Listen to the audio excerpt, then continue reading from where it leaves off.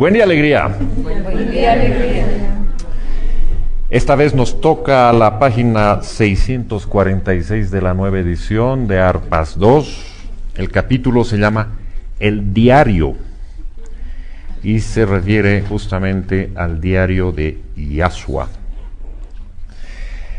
Pero como cada capítulo tiene varias cosas interesantes, varias cosas lindas que las vamos a ir abordando poco a poco, desmenuzando un poquitito para sacarle el mayor provecho a estas lindas conceptos, ideas que nos muestra la autora.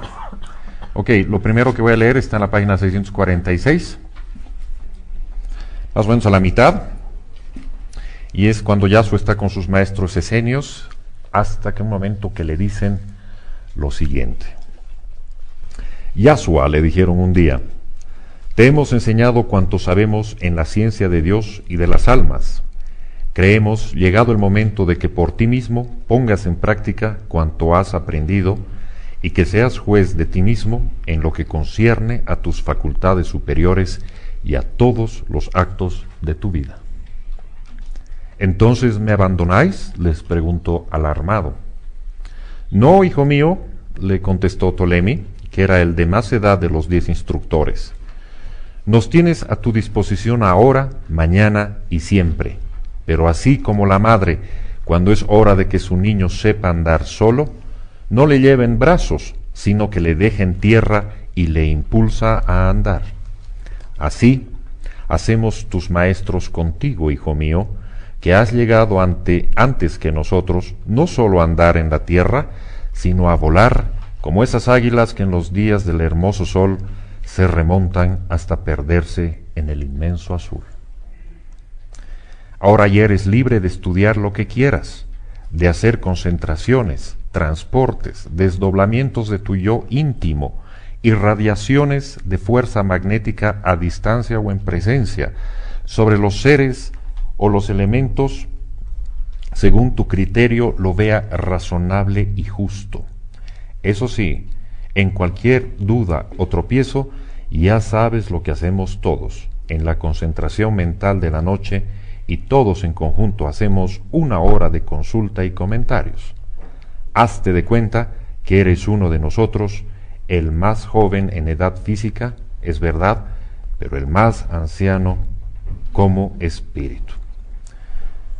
Ahorita continúo con esto, pero Yahshua contesta alarmado que se lo van a dejar solo para que empiece su andar. Y es tan grande la modestia y la humildad de Yahshua que si nos ponemos a pensar lo que le dicen los maestros, de qué está autorizado para usar según su criterio, justamente de usar sus irradiaciones de fuerza magnética, de distancia o en presencia, sobre los seres o elementos, según su criterio razonable y justo. Esto es muy importante considerar.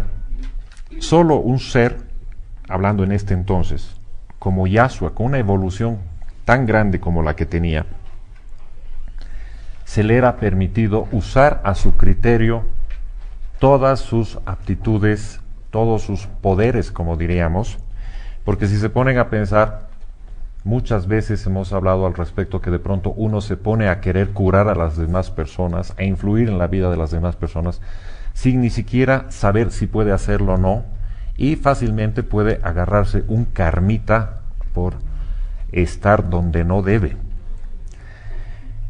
Y un poco eso es lo que más de una vez he criticado de la nueva era, que de pronto te dan toda la potestad, por decirlo así, las herramientas para que te pongas a sanar, para que te pongas a ver qué pasa en la vida de las personas, en el pasado o en el futuro, en otras palabras, influir en su evolución.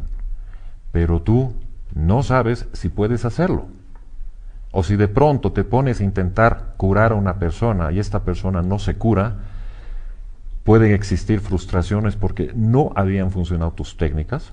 O de lo contrario, si funcionan, pero no deberías curarla por cuestiones kármicas, ¿a quién le reclamas? ¿Quién te dice no deberías haber curado? Esto es karma de la persona, así que te lo vas a cargar tú. ¿Esa parte te explican en los cursos de fin de semana? No. Eso es una total y absoluta carencia de conciencia. Solo un ser elevado como Yahshua, en esta parte de la historia, tenía el directo permiso del Padre para influir en las personas según su criterio. Entonces está de más decirles que si Yahshua curaba a alguien, resucitaba a alguien o generaba un cambio en la vida de alguien, tenía pues la tarjeta libre, el VIP Pass, como se dice, para hacer lo que su criterio lo considere razonable. Entonces creo que para llegar a pensar en este tipo de situaciones, realmente tenemos que ser conscientes de qué estamos haciendo nosotros. Si bien a veces por una buena voluntad y un deseo hermoso nuestro queremos meternos a sanar gente, a curar gente y todo ello, una vez más, el deseo, las buenas intenciones sí son totalmente válidas, pero tal vez no nos corresponde hacer, en el caso de las curaciones directas.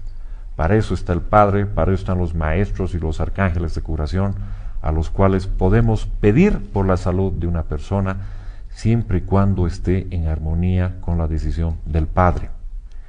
Si por cuestiones karmáticas esa persona no puede sanarse, por lo menos se le podrá aliviar su enfermedad, su estadía en el plano físico. Pero una vez más, es ahí donde nosotros respetamos la ley, como dicen arpas eternas, ¿no? La ley que está marcada para cada una de las personas. Se habla mucho también que uno puede, por ejemplo, amortiguar, apaciguar su karma con obras de bien, por dar un ejemplo. Pero que esto se haga simplemente por el bien de hacerlo, el bien por el mismo, como dice tantas veces en arpas eternas, y no porque estés buscando adelantar tu karma, ¿no? Es una vez más una cuestión total y absoluta de conciencia, de saber que todo lo que está sucediendo está perfectamente armonizado, y a lo mucho que nosotros podemos hacer o influir es pedir por la gente, es pedir por una situación política, es pedir por los animales, por la naturaleza, pero pedir a quien se debe pedir. Voy a generalizar un poco, no voy a ir a los detalles, simplemente pedirle al Padre, ¿no? No quiero entrar en categorías de a quién más puedes pedir, si pides a ángeles, a arcángeles, a este maestro o al otro maestro, pero ante la duda, creo que no hay por dónde perderse si le pedimos al amado Padre que vele o pidas por la salud de una persona que esté enferma, y Él sabrá si esa persona debe curarse o no. Y puedes hacerlo con toda tu fe, pero que tu fe esté más allá de los resultados. Y no porque esa persona no se sane pese que tú has orado, no significa que el Padre no haya escuchado. Simplemente es parte de su proceso, parte de su camino, y eso no nos tiene que desanimar. Y está claro sobre todo con personas que están a punto de desencarnar. Pueden ser seres muy queridos que no nos gustaría que nos abandonen todavía en el plano físico, pero puede ser que esté en su ley ya partir, y lo único que resta es también pedirle al Padre que se haga su voluntad, que se haga lo mejor para este ser, y les aseguro que lo más beneficioso para este ser, a punto de desencarnar o no, es enviarle vibraciones de amor, deseos de amor, mucha fuerza de amor. Siempre le va a hacer un bien a su alma. Posiblemente nosotros no veamos en el plano físico ningún cambio, pero en planos sutiles su alma está recibiendo ese amor, el Padre está recibiendo ese pedido y lo está entregando, pero lo está entregando o depositando en la medida que su ley esté permitida, en este caso de la persona aludida. Entonces, una vez más, con esto venimos a ver cuán grande es el Maestro, cuán grande es Yahshua, para que tenga justamente esa potestad de influir sobre la naturaleza, sobre el planeta, según su criterio. Vamos a continuar. ¿Dónde estoy? Seguimos en la página 646. En la parte de abajito dice: con esto me queréis decir... no, más arriba, ¿no? Bueno, retomo la última parte. Dice: haz de cuenta que eres uno de nosotros, el más joven en edad física, es verdad, pero el más anciano como espíritu. Con esto me queréis decir, dijo Yahshua, que ya me consideráis un hombre que en las cosas del alma debe gobernarse solo. ¿Solo has dicho? No, hijo mío, respondió el servidor, Un esenio nunca está solo, puesto que camina guiado por la ley.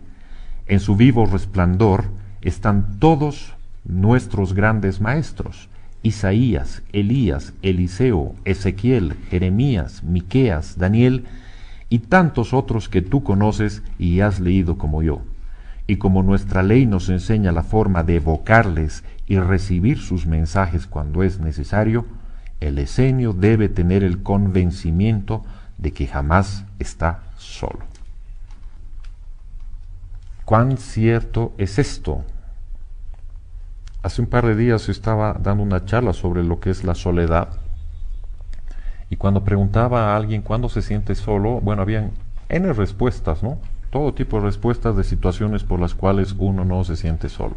Digo, se siente solo.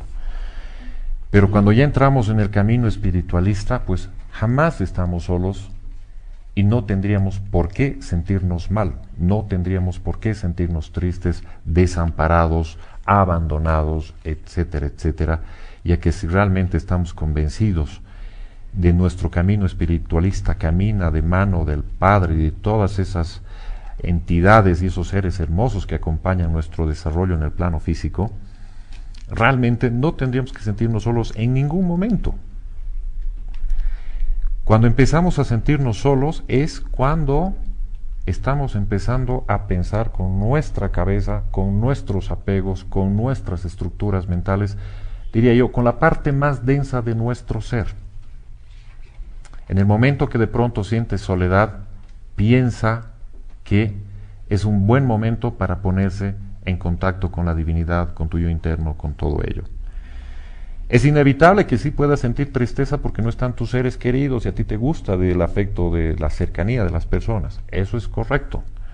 Pero como más de una vez lo decíamos, el dolor es inevitable, pero el sufrimiento es opcional.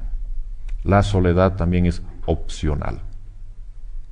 Porque ahí estamos dando más importancia a nuestro ego, a nuestra materia de sentirnos solitos sin que nadie nos quiera, y ahí realmente estamos en otro lado, estamos al otro lado de la línea, totalmente en la línea material y no en la línea espiritualista.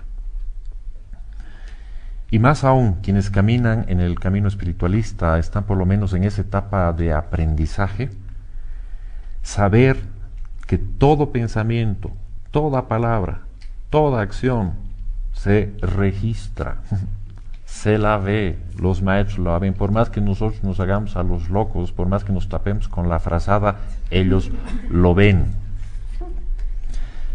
Pero nuestro pensamiento, nuestra vibración todavía es tan densa que no podemos percibirlos. Si no me equivoco, era en Llave de Oro, en uno de los capítulos, donde había alguien, no me acuerdo, que se quejaba porque en esos momentos tan difíciles no estaba el Maestro Jesús ahí. Y el Maestro le decía, claro que estaba a tu lado, pero estabas tan lleno de ti mismo, de tus egoísmos, de tus envolturas, que no eras capaz de sentirme. Y eso nos pasa todo el tiempo. Y constantemente estamos saltando del plano físico al plano sutil, al intangible en nuestra mente, y tenemos una lucha entre nuestro ego, por decirlo así, y nuestra alma. De pronto nos ha sucedido algo en el día y nuestro ego surge con el enojo de que, bueno, ¿por qué me han dejado solito? ¿Por qué me ha pasado esto? ¿Por qué el otro? Y empiezas a quejarte. Te quejas del novio, te quejas de la novia, de la mamá, del papá, de lo desconsiderado que es, que por qué no te llama, por qué no te presta atención, etcétera. Todo el rato ahí estás pensando con el lado material. Y te descuidas del lado espiritual. O sea, ¿has venido a enojarte por eso a este plano físico? No. Solo ahí, en esos momentos, en ese límite, es donde entras en conciencia realmente a qué has venido. Y cuando entras en conciencia de eso, te das cuenta que no estás solo en ningún momento. Más allá de evocar a maestros, como dicen acá, a Daniel, Miqueas, Jeremías, etc., no solo estás en presencia de ellos, estás en presencia de todos los seres de la naturaleza, empezando por todos los elementales del agua, de la tierra, del fuego, del aire, todas están con nosotros, viven con nosotros, comparten con nosotros este plano físico, aunque en distintas dimensiones que no podamos verlos, pero eso no significa que no estén ahí.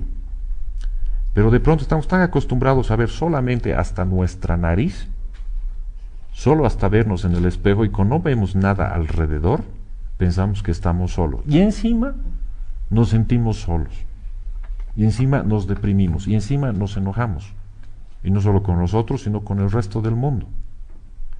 Y ahí nos damos cuenta que estamos funcionando gran parte de nuestra vida con nuestro motor del apego, de la norma social, del paradigma, de lo que te enseñaron, de lo que era el concepto de amor. No te llamó tu hijo, qué desconsiderado. No me llamó, yo que tanto me preocupo por él. Ya te amargas el día. En vez de enviarle una vibración de amor a tu hijo, esté donde esté, para que le vaya bien y esté bien. Pero tenemos que empezar por la queja, ¿no es cierto? A todo nivel. Lo mismo con las parejas, lo mismo con los papás, en fin. Y todo porque no estamos conscientes, uno, a qué hemos venido, y dos, con quién estamos laburando en esto. O sea, si bien es un camino individual, totalmente individual, una vez más, no estamos solos, en ningún momento.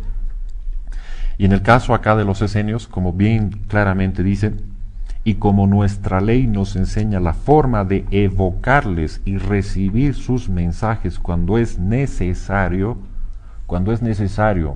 no cuando uno quiera.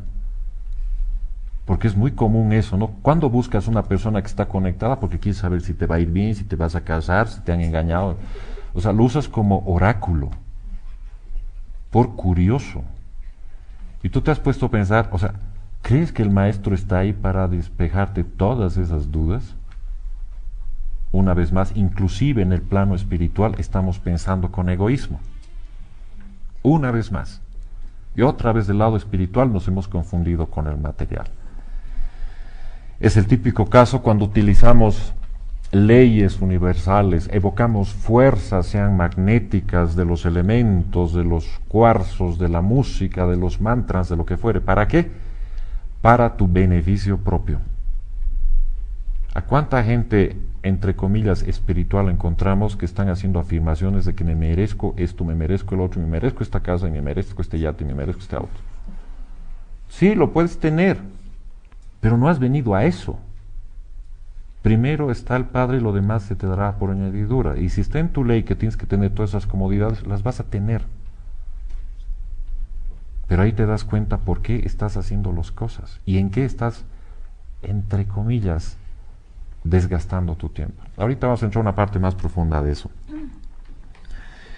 De esta conversación, continúa en la misma página, 647, de esta conversación tenida con sus maestros, surgió en Yasua la idea de llevar un diario en su carpetita de bolsillo, para sentirse menos solo. Allí escribiría día por día sus impresiones, sus luchas, sus ansiedades y anhelos más íntimos. Este pequeño dato ya lo había comentado anteriormente. Tenemos un esquema de la religión tan cuadrado, de Jesús tenemos un esquema tan cuadrado, que nunca nos habíamos puesto a imaginar que Jesús podía tener una libretita de apuntes. O sea, nunca nos hemos imaginado a Jesús con un lápiz en la mano, o con el equivalente de la época. Nunca. Como si fuera ¿qué? Pero nuestra mente en ese sentido es tan cerrada que no evocamos eso, no pensamos ni siquiera en eso y ni siquiera tampoco lo damos por válido. ¿A qué se va inmediatamente nuestra programación? A sus milagros, a lo que murió por nosotros y se acabó. Pero nunca nos ponemos a pensar cómo habrá sido realmente como ser, como individuo, como persona, como humano y sobre todo cómo ha sido su crecimiento mientras estaba en el plano físico. Lo vemos de una manera tan inmaculada que no nos damos nosotros la oportunidad de ver en él el hombre que vino a este plano físico. Y sobre todo, cuán duro ha podido ser para él, justamente por la misión a la que venía, que le sucediera todo lo que le sucedió después como hombre. La otra vez me he hecho una herida en mi pie, con mi calcetín, en mi empeine derecho. Entonces me ha salido una heridita y digo, mi estigma. Y después, al ver la heridita, digo, qué duro ha de ser para el maestro que venga alguien y le dé un clavazo ahí, sin anestesia, O sea, sin anestesia en el sentido de no advertir nada, o sea, así, ¡pum!, de una, o sea, a la mala. Imagínense por un momento que sus lindos y delicados pies se vean clavados. Qué doloroso debe ser para el maestro. Y realmente ahí entiendes el sacrificio por amor que hizo él. ¿A qué vino? No estaba con chistes, vino a amar a todos y punto.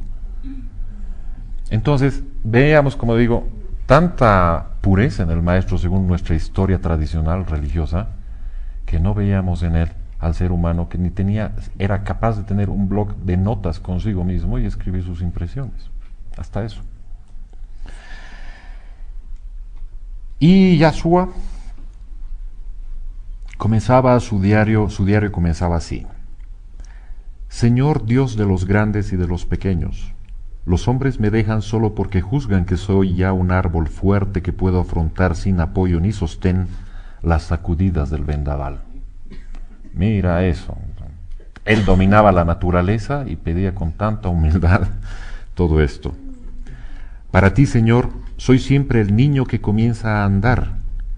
Padre mío que estás en los cielos y en cuanto vibra en tu creación universal, que estás dentro de mí mismo, tú no me dejes en la soledad como las criaturas me dejan, porque tú sabes lo que ellas olvidan, que mi corazón de hombre es de carne y necesita el calor de los afectos de familia, la ternura de la amistad, la dulzura inefable de los amores puros y santos.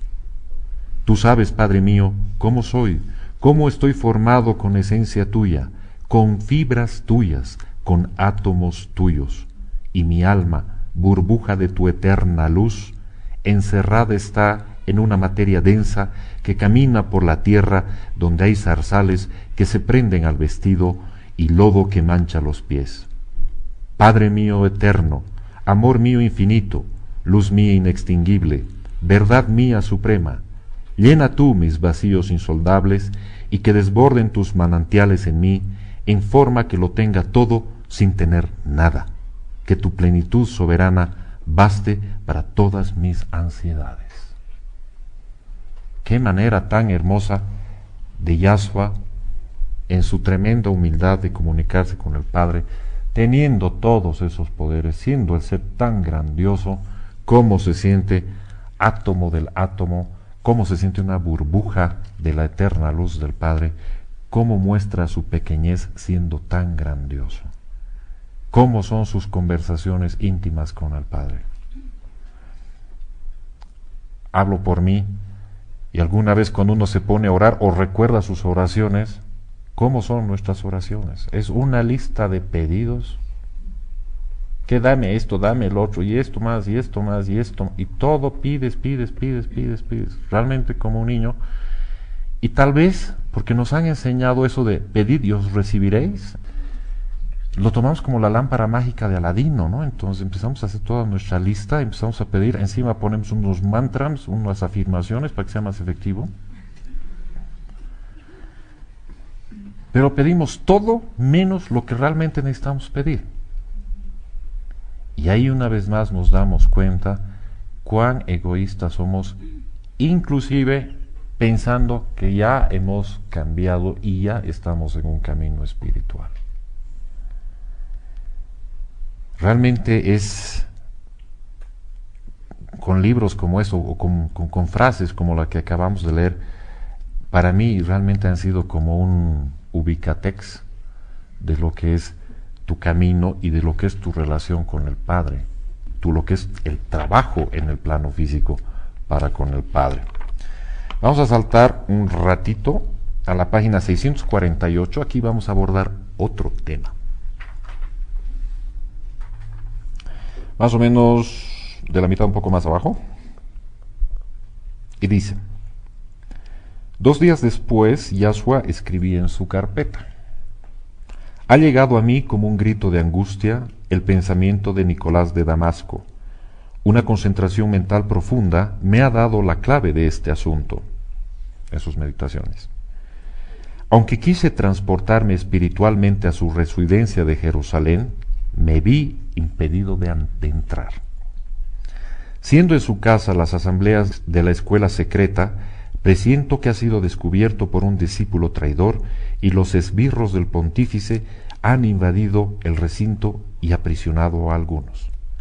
Se empeñan en hablar de la aparición del Mesías en esta tierra y el Sanedrín, que vive temeroso de que la luz rompa las tinieblas que ocultan su vida delictuosa, la emprenden a sangre y fuego contra los que pueden servir de instrumento de la verdad. 2 puntos aquí. Voy a empezar por el segundo. Aquí habla de que el Sanedrín estaba temeroso de la aparición de un Mesías. A nivel histórico, creo que es otro gran punto de reflexión, porque cuando recordamos la historia, sea a través de nuestra clase de religión o a través de las películas, ya lo hemos dicho más de una vez, ¿no? Está Jesús nacidito y después ya está haciendo milagros ya de grande. Y sabemos que de pequeño era perseguido por Herodes, y que de grande, ya cuando ya hacía sus milagros, ya era famoso, también era perseguido por el Sanedrín. Pero, ¿qué ha pasado en todos esos años? ¿Qué ha pasado en esos 20 o 30 años a nivel histórico? ¿Alguna vez nos hemos preguntado, ¿el Sanedrín se habrá quedado tranquilo con lo que no han encontrado a ese Mesías? ¿Nunca más se habrá tocado el tema? ¿No habrá habido algún sabio que no se quedó contento con que no hayan estado esos niños sacrificados y habrá pensado, ¿será que el Mesías se salvó? ¿Nunca hemos pensado eso a nivel histórico? ¿Qué ha pasado con el Sanedrín? Y en este caso Arpas nos menciona a los 20 años, casi 20 años de Yahshua, que todavía el Sanedrín seguía sospechando de estas situaciones y seguía teniendo a sus espías para que nada perjudique en ese entonces. Y aquí la víctima fue Nicolás de Damasco. En esos detalles históricos no sé por qué nunca pensamos al respecto. La segunda parte que me interesa de esto dice: aunque quise transportarme espiritualmente a su residencia de Jerusalén, me vi impedido a entrar. Y de ahí salto a lo que dice abajito de la 648. Me inquieta sobremanera el impedimento de penetrar espiritualmente en la residencia de Nicolás. Una fuerte intuición me dice que hay allí seres contrarios que forman una espesa barrera de odios que no puedo romper sin exponerme a un trastorno nervioso o mental que a nada conduciría. Yahshua quería transportarse en espíritu para socorrer a Nicolás, pero su espíritu se veía impedido de entrar por fuerzas contrarias que decía de odios que no puede romper. Aquí podemos entrar un tema muy amplio cuando uno dice, pero es que él acaso como el Hijo del Padre no podía hacer todo. Recordemos que Yahshua tenía 20 años y si bien tenía muchas libertades de usar su libre albedrío, el espectro de este juego entre las fuerzas del bien y del no tan bien es mucho más amplio. Siempre vivimos con esos paradigmas pequeños y reducidos de lo que es un lado y lo que es el otro lado. Lo más importante de esto es cuando dice que su espíritu no podía ingresar por seres contrarios que forman una espesa barrera de odios.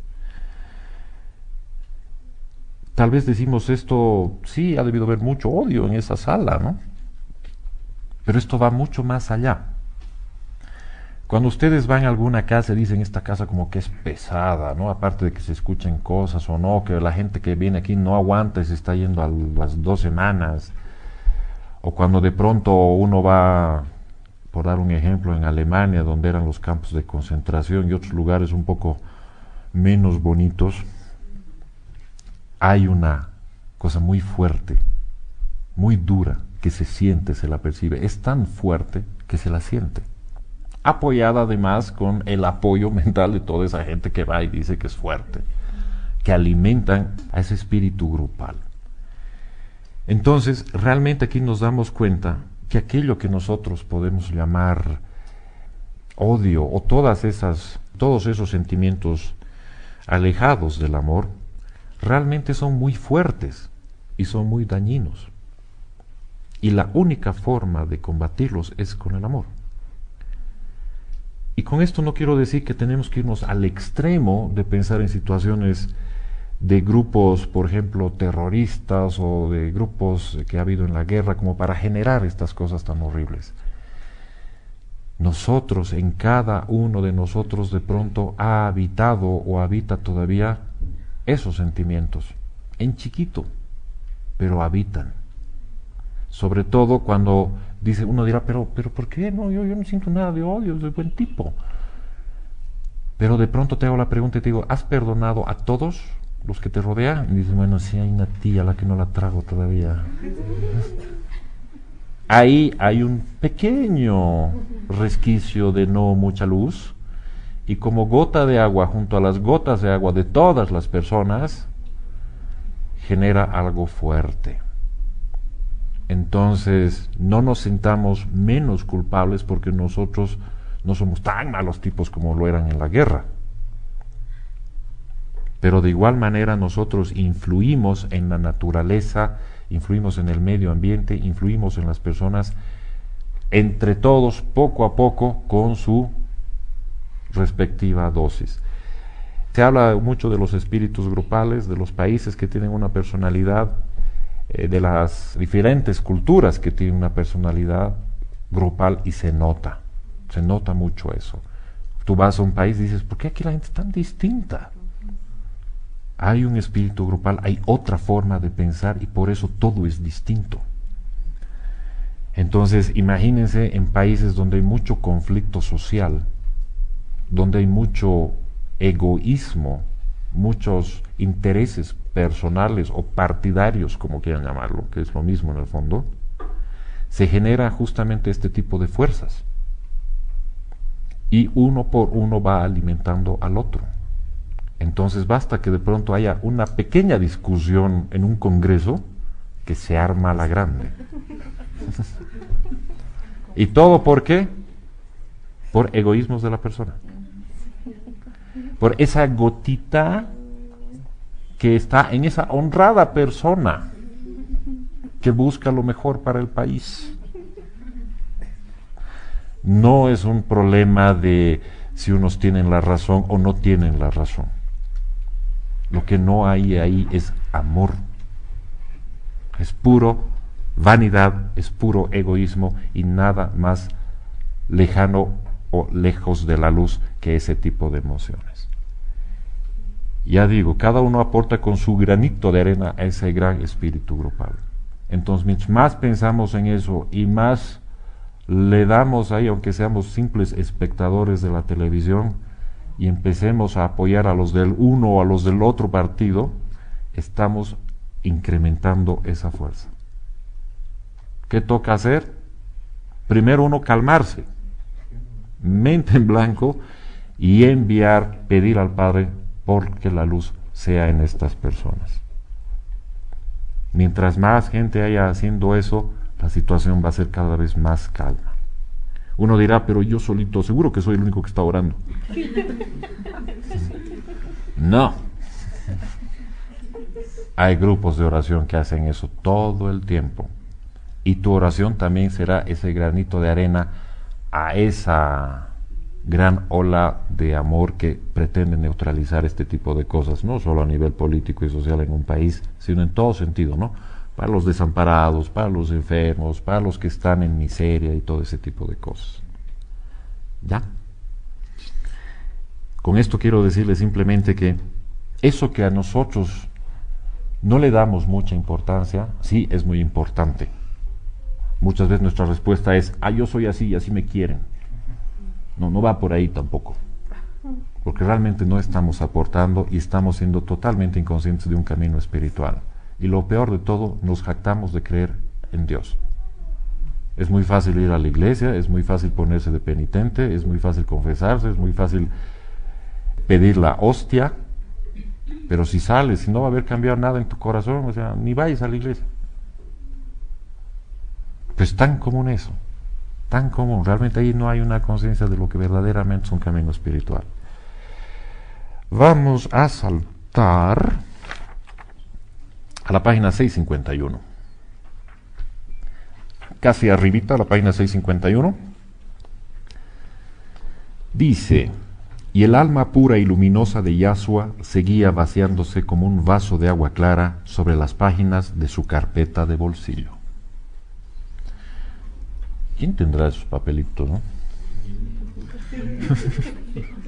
Bueno, aquí lo tenemos transcritos. La mayor parte de los trabajos que se hacían en los santuarios esenios consistían en aumentar las copias de toda escritura antigua para que pudiesen ser conocidos por todos los afiliados de la fraternidad esenia. Llevar la palabra a todos, ¿no? También labores manuales, como muebles y utensilios necesarios, el cultivo del huerto que les proporcionaba gran parte de su alimentación. Los ancianos sabían muy bien, por avisos espirituales, que la vida de Yahshua sería breve sobre la tierra y le era necesario aprovechar bien su tiempo en ampliar más sus conocimientos superiores para que cuando llegase la hora de presentarse a la humanidad como su instructor, no le quedase nada sin saber.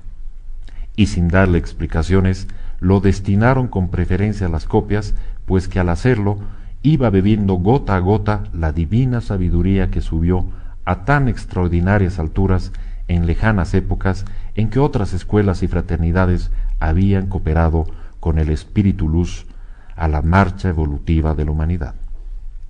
Sin descuidar esta tarea, el joven maestro encontró siempre tiempo para sus ejercicios espirituales, en los cuales demostró una perseverancia invencible. Hacía 3 concentraciones mentales diarias, a la salida del sol, al ocaso y a la segunda hora de la noche, que es la que en nuestros horarios equivale a las 10 de la noche. Lindas enseñanzas en esta parte. Vamos a comenzar con lo de arribita, que le dice que por aviso espiritual sabían que la vida de Yahshua sería breve en la tierra y le era necesario aprovechar bien su tiempo en ampliar sus conocimientos. Aprovechar bien su conocimiento. A esta altura a Yahshua le faltaban como 13 años para terminar su misión. 13 años puede parecer poco, puede parecer mucho. Pero lo importante de esto es que era necesario capacitarlo más, era necesario que aprenda más, era necesario que crezca más para cumplir su misión. Ahora bien, volquemos todo eso a nuestra vida. Nosotros también tenemos una misión en este plano físico, de diferente manera, y me refiero al plano exclusivamente espiritual, como personas. Y si todos que estamos aquí de pronto estamos convencidos de que tenemos una misión, ¿por qué perdemos el tiempo tanto? ¿Qué hace distinta nuestra misión de la del Maestro Jesús? No hay milagro chico o milagro grande, milagro es milagro, si es que creemos en los milagros. Entonces, si nuestra misión es ayudar al prójimo de una u otra forma, ¿cuánto tiempo creemos nosotros que contamos para no aprovechar al máximo, como era con Yahshua, para ampliar más sus conocimientos superiores para cuando le llegase la hora? ¿Qué nos hace diferentes a nosotros esto? ¿Dónde está la diferencia? Cada uno tiene un rol cuando entra en conciencia de lo que tiene que hacer. Mientras tanto, estamos en lo que se llama el consciente dormido, o la conciencia inconsciente, no sé cómo podemos llamarlo. Pero el maestro tenía 13 años más para capacitarse de manera fuerte, constante, lo más que podía. Y además que aquí nos menciona que él no descuidaba para nada sus ejercicios espirituales y tenía 3 concentraciones al día. 3, en las que no eran pues 5 minutos, no eran 10 minutos, y no era para pedirle cosas al Padre que no sean para el bien de todos. Y es ahí donde también esta obra o este tipo de obras nos dan un par de coscorrones cuando nosotros nos ponemos a pensar qué hacemos por cumplir a cabalidad con nuestra misión, aunque sea la más de las pequeñas misiones, pero por más que sea pequeña, eso no quita que tengamos toda la capacidad para poder abordar cualquier otro tipo de misión, por lo menos en la conciencia, y para que eso poco que nos toque por hacer, lo hagamos bien. Entonces uno se pone a pensar, ¿cuánto de eso hacemos nosotros? ¿Cuánto tiempo al día le dedicamos para nuestro crecimiento espiritual? Más allá del ser conscientes que ya estás en un camino espiritual y que eres consciente de que todo el tiempo estás conectado con la fuente, por decirlo así.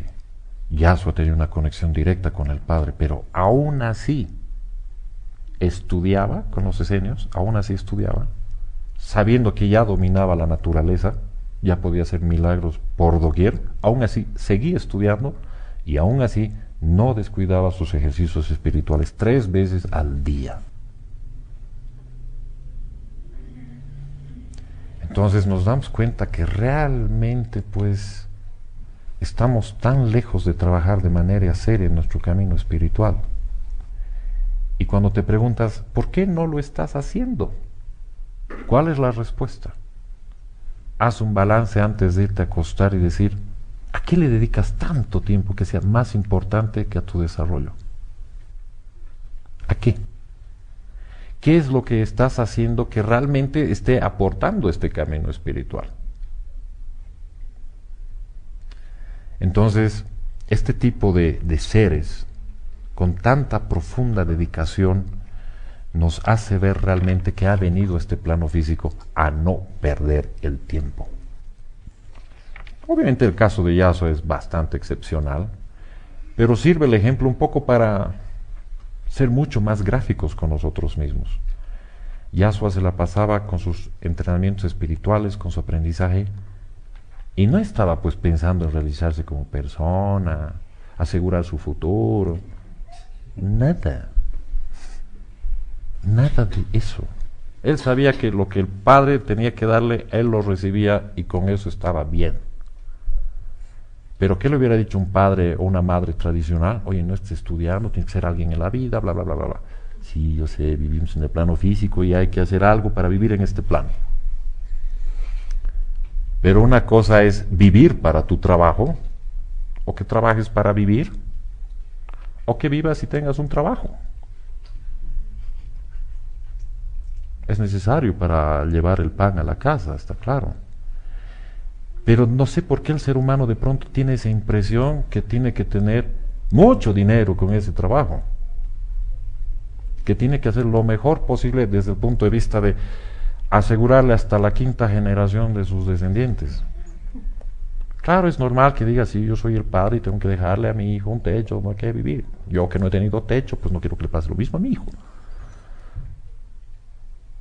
Pero parecería que transmitimos esas inseguridades y esa forma normal, como norma, como paradigma de vivir la vida, para que nuestros hijos hagan exactamente lo mismo. Alguna vez les comenté y lo dije en un programa que un Aumauta antes de desencarnar decía, no den más y mejores tierras a sus hijos, den más y mejores hijos a sus tierras. Y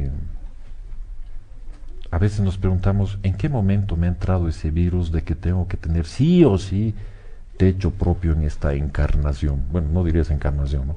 Dirías en esta vida. Y te preocupas tanto por eso, luchas tanto por eso. Es tan común en las sociedades adelantadas, entre comillas, que uno se raje, como se dice en otros países, se raje el lomo, se esfuerce tanto trabajando 30 años hasta conseguir su jubilación, para que después de 30 años, cuando el cuerpo está todo apaleado por el exceso de trabajo, decida disfrutar la vida ese rato. Y haga un viaje por todo el mundo con los ahorros de sus 30 años. Siempre y cuando no le pase nada antes, ¿no? Entonces realmente nos ponemos a pensar que muchas de las visiones de las personas es exclusivamente eso. Estudiar, trabajar, hacer dinero, asegurar el futuro, asegurar mi vejez.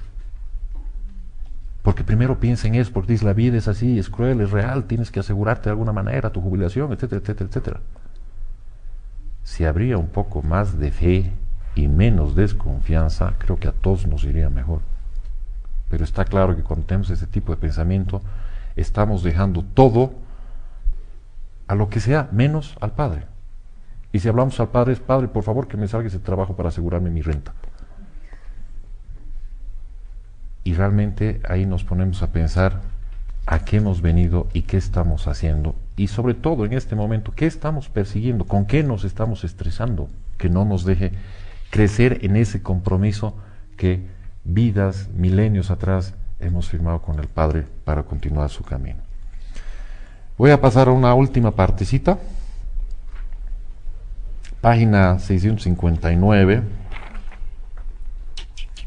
¿Es aquí? No es aquí. No es que hay harto. Bueno, les voy a contar nomás. Lo que pasa es que en una de sus concentraciones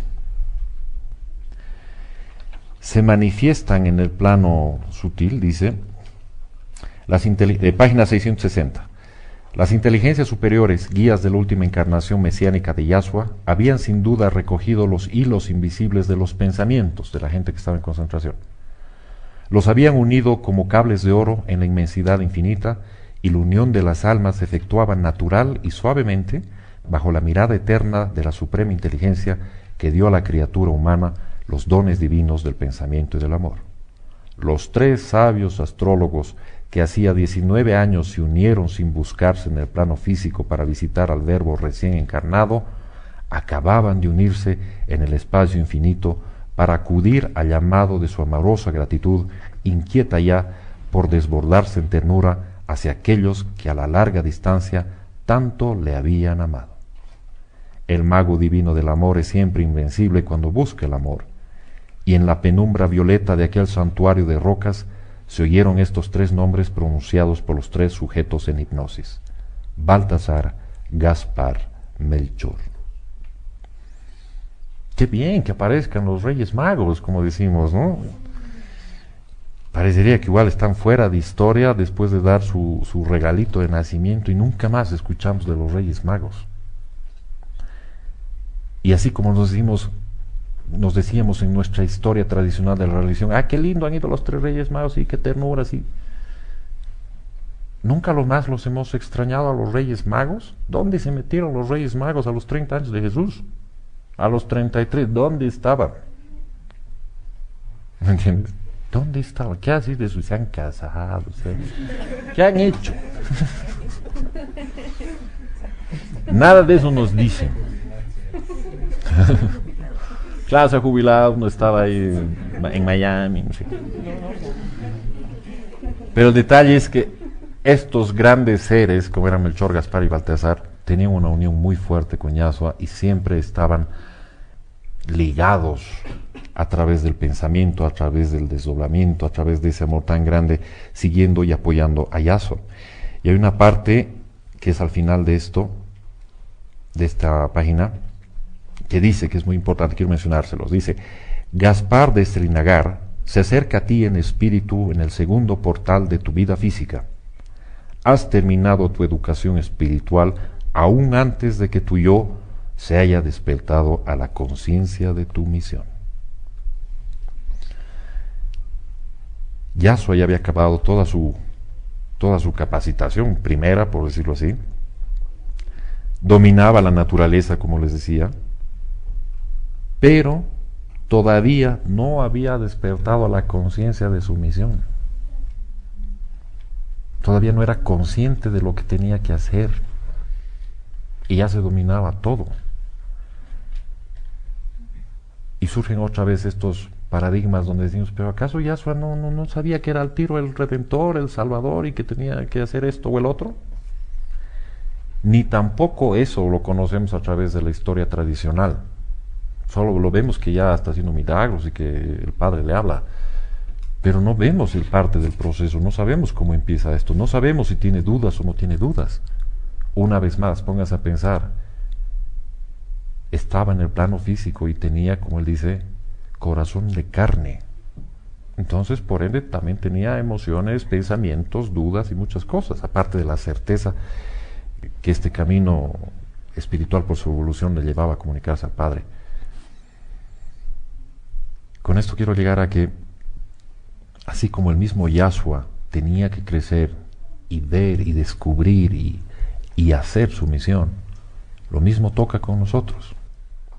Tanta dedicación que él le ponía a su trabajo, mencionábamos que hacía 3 concentraciones diarias, por ejemplo. Si nosotros queremos encontrar ese camino, nuestra misión, pues creo que realmente nos tenemos que esforzar. Y haciendo la retrospección diaria que siempre recomendamos es, ¿qué estás haciendo por esa búsqueda de tu misión? Para entrar en conciencia de qué es tu misión. Y es muy normal, y les puedo asegurar que el 90% de nuestro tiempo que andamos repitiendo circunstancias mentales, vamos repitiendo pensamientos, dedicamos tanto tiempo a tantas otras cosas que inclusive son volátiles, que no van a durar más de 2 meses, de 1 mes, de 1 semana, de horas, pero le ponemos tanta dedicación, nos esforzamos tanto por eso, que si pusiéramos el mismo esfuerzo en indagar quiénes somos o a qué hemos venido, nuestra vida sería totalmente distinta. ¿Cuántas horas le dedicamos a ese proyecto? ¿Cuántas horas le dedicamos a ese cliente? ¿Cuántas veces andamos, como se dice, jabonando a esos clientes para que nos hagan caso y nos compren? Pero los tienes así en la mira, así tu celular ya está con la tecla directa al cliente. Y estás así toda la semana y dices, ¿cuántos clientes ya tengo? ¿Cuántos proyectos ya he hecho? Todo estás así, todo el tiempo. Te sueñas con eso. Y termina el mes y estás feliz, dice, he tenido 10 clientes. Ha invertido, no sé, pues ¿cuántas horas? ¿80 horas? 10 horas por cliente, o sea, 2 horas a la semana, por ejemplo, más o menos. Si dedicáramos eso a saber quiénes somos realmente, o por lo menos a tener la intención de comunicarnos con el Maestro, con el Padre, realmente sería distinto. Una vez más, ¿qué tiene eso tan importante que sea más importante que tu unión con el Padre? Y sobre todo, como digo, ¿por qué seguimos opeando con estas cosas? ¿Qué nos impide hacer aquello? A veces esperamos que venga alguien, como se dice vulgarmente, y te lance a la piscina para que recién hagas algo. Porque después, por iniciativa propia, no sé, no puedo, es que no tengo idea, es que no estoy seguro, pero. Pero si en tu trabajo te dicen, consigues esto, te lo fabricas. Consultas en internet, preguntas a lo otro, le llamas a tu amigo que trabaja en ese trabajo antes, ¿cómo lo hacías? Averigua si haces todo. A ver, haz eso por tu camino espiritual. Ahí te vas a dar, o nos vamos a dar cuenta, a qué lado de la línea estamos tendiendo más y qué cosas tenemos que cambiar. Creo que más bien eso nos sirve de un gran parámetro de aprendizaje para rectificarnos cada vez que nos estemos saliendo de nuestro camino espiritual. Cuando nos demos cuenta que nuestra cabeza está el 80% en cosas, pero que nada que ver tienen con esto, es como una alerta para decir, oye, creo que hay que equilibrar las cosas. Sí hay que vivir en el plano físico, pero he venido con una misión mucho más grande que conseguir 4 clientes. Mucho más que eso. Alguna vez, no sé si se acuerdan, cuando les decía que cuando vino Josuelin, el arcángel, a cuidar al Maestro Jesús, solo con su niñez, a recibir ese piedrazo, solo ha venido eso y punto. No ha venido a realizarse como arcángel, a hacer su casa propia, nada de eso. Sin embargo, él ayudaba a José en la carpintería, ayudaba con los quehaceres, ayudaba a los esenios, o sea, vivía como todo ser humano con su laburo. Pero ahí te das cuenta qué es lo más importante en tu camino, a qué has venido. Y que no baste con preguntarte a qué has venido, sino a que te dediques a trabajar en ello. Eso es, espero que les haya gustado estas partes de este capítulo y los veré la próxima semana. Gracias.